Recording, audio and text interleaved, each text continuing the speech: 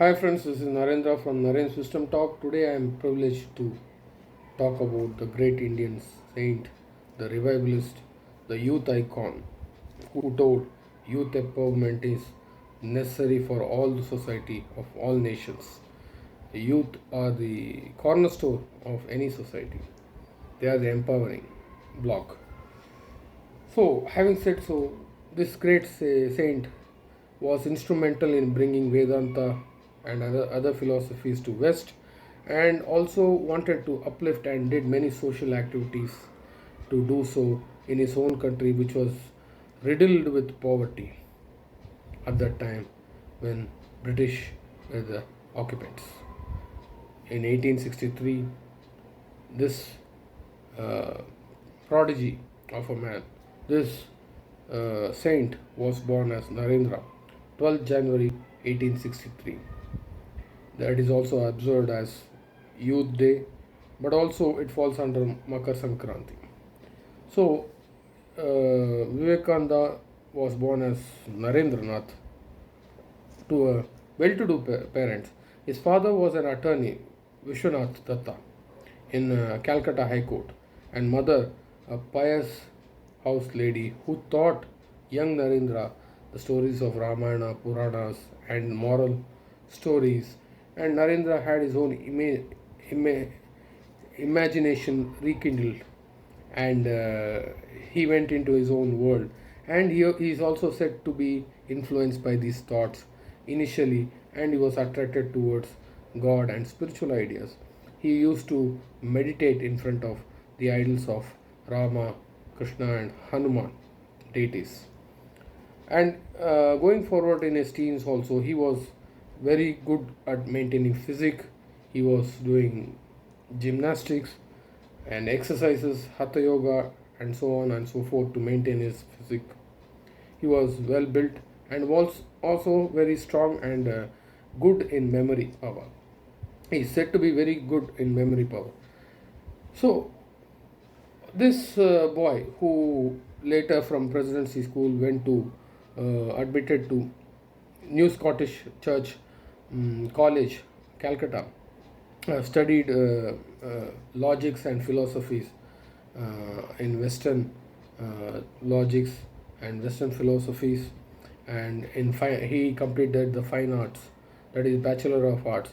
He studied Immanuel Kant and Charles Darwin and so on and so forth, many philosophers and scientists and thinkers at that time. So he was also at that time influenced by many of the organizations which were set to revive the Indian society of the ill practices, not so ritualistic mindedness, not to be they wanted to revive from being overtly ritualistic, idol worship, and even some of the central ideas of Vedas were rejected, like reincarnation and karma. These were all rejected by Brahmo Samaj as a core philosophy.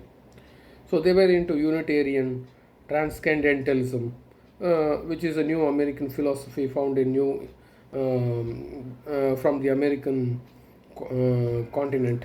It was brought in, and they got influenced by that from United States. A Unitarian philosophy was also influenced by Rajaram Mohan Roy, who is obviously the founder of the Brahmo Samaj, whom Narendra got influence from. These are the ideals which Narendra had in his mind. The the practice of idol worship and all the rituals and you name it, and even some of the central ideas and rejection of Vedas and Vedas as the authority. These were the idea at that time of young Narendra. So, what happened between then?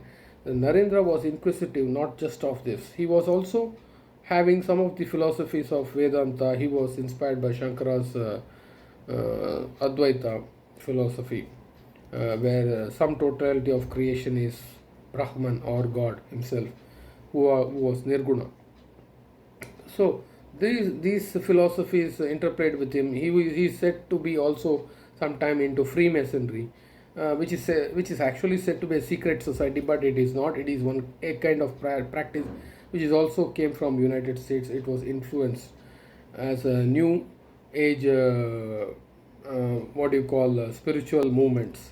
These are the new age spiritual movements which influence the thinking of young Narendra, including Rajaram Mohan Roy's Brahmo Samaj main ideals, that is, no idol worshipping, uh, taking Neo Vedanta, that is, the part of Vedantas which are very relevant to current, and cutting off the old woods which are not in compliance with current society, which are not in sync with current ideas. So this is Neo Vedanta. So one of the mentors at that time of Vivekananda, I mean Narendra at that time, was Rabindranath uh, Tagore or Thakur. Devendranath Tagore was founder of breakaway movement from this Brahmo Samaj. He wanted to see how Narendra fared, but Narendra was asking questions. I want more. That is, he was inquisitive for more knowledge. He wanted to see God face to face. It may be somewhat very sarcastic in current scenario, but at that time he was asking for every prominent figures in Calcutta at that time, where is God? So Debendranath told that you can go visit Ramakrishna Paramahamsa in Dakshineshwar. So one or two times he went there. But initially, when he went there, was one of his college professors was lecturing about William Wordsworth poem The Excursion. In that word comes trance. He was explaining what is trance. Trance means absolute ecstasy, spiritual ecstasy you experience. You can see that in Ramakrishna Paramahamsa. Again, he pointed the finger to Ramakrishna Paramahamsa, who would be his future mentor. So, again, being an inquisitive person, with curiosity, with his fellow students, he went there and had a sitting with Ramakrishna Paramahamsa. He saw Ramakrishna Paramahamsa worshipping the goddess Kali. Again, he was in Brahmo Samaj and other ideals, Western ideals, Western esocentric ideals. So he was not into this idol worshipping, and he saw this man laughing in ecstasy and other things, and he told he's purely mad or something like that. He was hallucinating and in an imaginative world. So he told, okay, let it be, and he came back with no great impression on that. So when the turning happened was when Narendranath's father passed away. The family became very financially downtrodden, bankrupt. Creditors were asking for loan money, so he was looking for a reprieve. He found solace in Ramakrishna Paramahamsa. So Ramakrishna Paramahamsa wanted Narendra there. He was impressed earlier by singing and dancing skills. So he told, come here. And he asked him, what is your problem? He told, I have a financial problem, Sri Ramakrishna Paramahamsa. So pray for Mother Kali on behalf of me, my financial welfare and well-being. So Ramakrishna Paramahamsa directed him to go directly and pray for the mother. She will bestow all you need. It is said that Narendra went 3 times. First time he went, again returned back, sitting there with no thoughts. He became so involved. Then second, third. So he became in like a samadhi state. He became in a very still moment, seeing at the goddess. And he asked Ramakrishna Paramahamsa, what did you do to me? I am not even able to ask what I went for, what I said for. So he told, I didn't do anything. Boy, you have become matured enough to become a monk or an ascetic. So after much deliberation, and under the tutelage and the guidance of Ramakrishna Paramahamsa, learnt all the uh, vidyas or all the knowledge from him, also from his perspective, and he uh, some point of the time changed his name to Vivekananda, and he became an ascetic. And Ramakrishna Paramahamsa told, "You are a new order of ascetic and take care of other disciples." And he passed away due to a throat cancer. So, going forward to carry the legacy, Ramakrishna Paramahamsa, Ramakrishna Paramahamsa, Narendra R, who was Vivekananda now, wanted to change the Indian subcontinent, which was riddled with poverty, backward thinking. He had a new idea now, not of that of purely of Brahmo Samaj, the reconciliation between Advaita and Dvaita, the attributeless uh, uh, Advaita, which is of no quality, Nirguna Brahman, and Dvaita, which is full of attributes. So we had a reconciliation. There is one, but only one Brahman with both Nirguna and Saguna Brahman. That is what he is said to have said. There is a reconciliation, but a qualified Nirguna, God is both immanent and transcendent. He is Nirguna as well as Saguna, full of attribute. He has a quality, certain qualities which he can emanate. So the flexibility was there. And God can be reached through any angle, he said. Through the angle of religion, book, you can control your divinity. You can, every soul can manifest divinity through the control of mind, or through reading holy book, or to service to humanity. All can be achieved, or by the combination of all. You can do all these things. So he went on all over India and preached this Vedantic or Neo-Vedantic philosophies. His books on Raja Yoga are very, very thought-provoking, and it has influenced the Western thinking also. It introduced yoga to Western audiences. So he also wanted to participate in the Parliament of Religions, which was happening in the United States, which was initiated under one of the Supreme Court from judge from Illinois, Ducey, and Swedish man Lehman, Mr. Lehman. They both organized. They wanted to conduct, and they initiated that all religions be represented. We need to have an idea.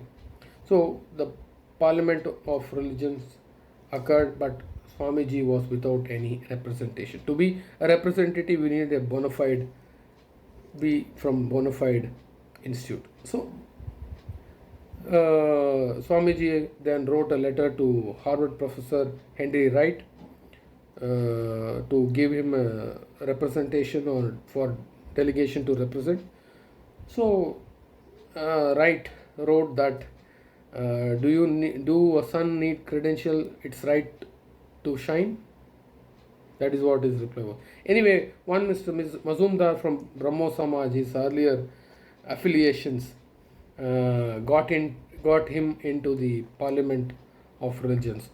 The rest, they say, is history. He gave a very, very big and very, very, very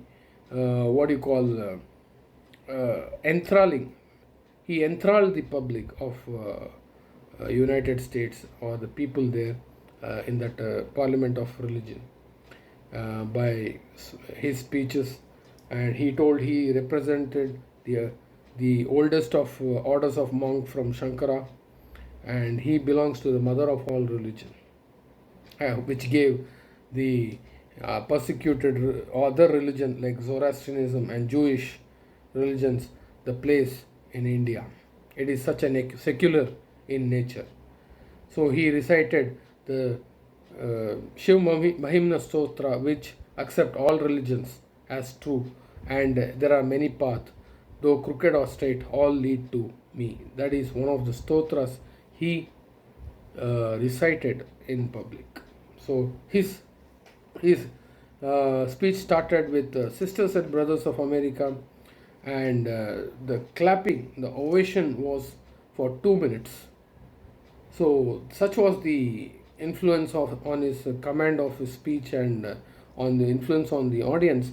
The New York Herald at the time wrote that undoubtedly Swami Vivekananda is the greatest figure in the Parliament of religion.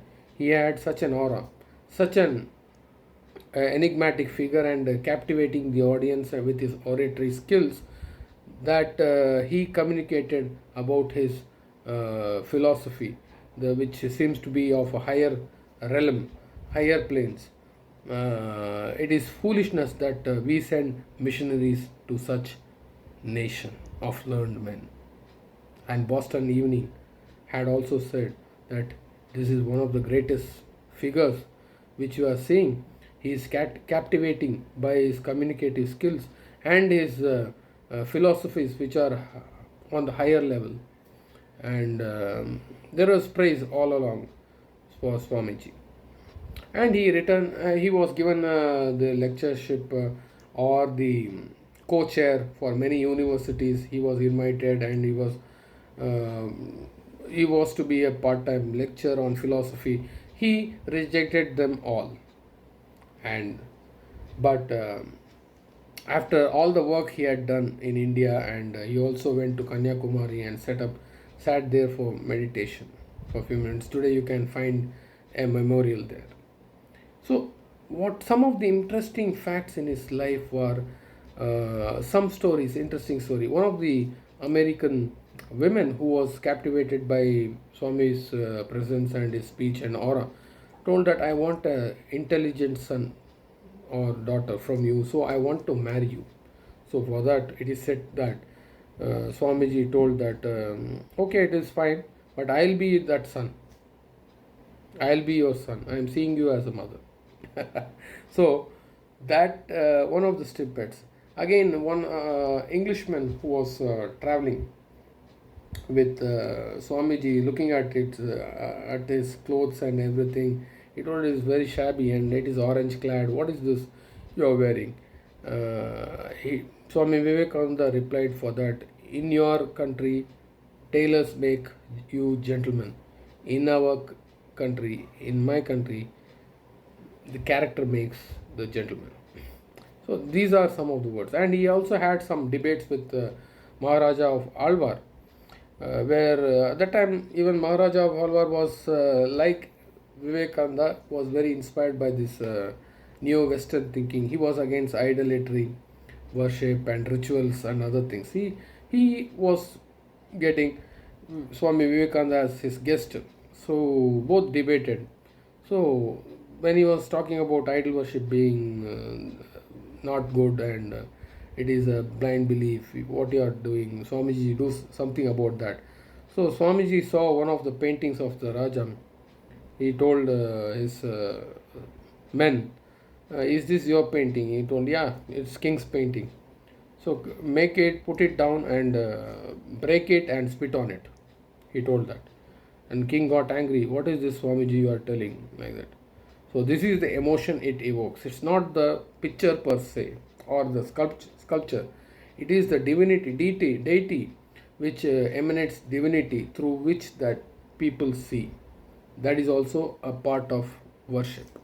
That is an angle of it. As he told, you can worship God by all the angles, all the theories. It results in same. But it may be straight path or crooked path. It is up to you which method you follow. Having said so, he attained Mahasamadhi on 1902. After some of the ill health, he had one of the discourse on Yajur Veda, Sama Yajur Veda or something, and he wanted to be alone. After that discourse, he went inside a room. He told not to be disturbed, and he meditated. And it is said he prophesied that he will not live below I mean above 40.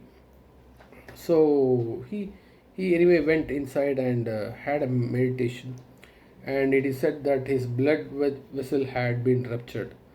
His disciples said that it is Brahmarandra, that is the samadhi, or samadhi through going through your brain, or attaining.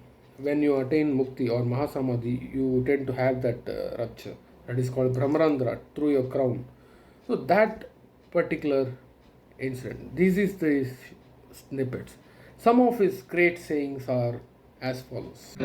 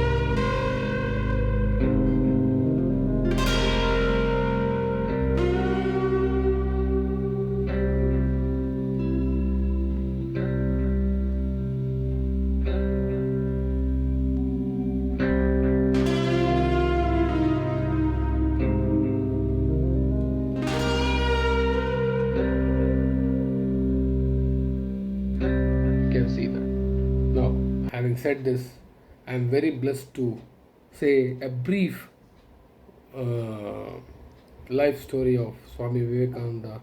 I am very blessed. He is one of the greatest saints that India has produced in recent times. I am always very gracious. I am always happy to present about his life story in detail in any other next video, any future videos. So also other like Ramana Maharishi also I want to present. So I am taking a bow for now. I am very blessed to present this video. May you all like it and see this and take this as inspiration, especially youth. Having said so, bye for now. Taking a bow. See you in the next video. Thank you.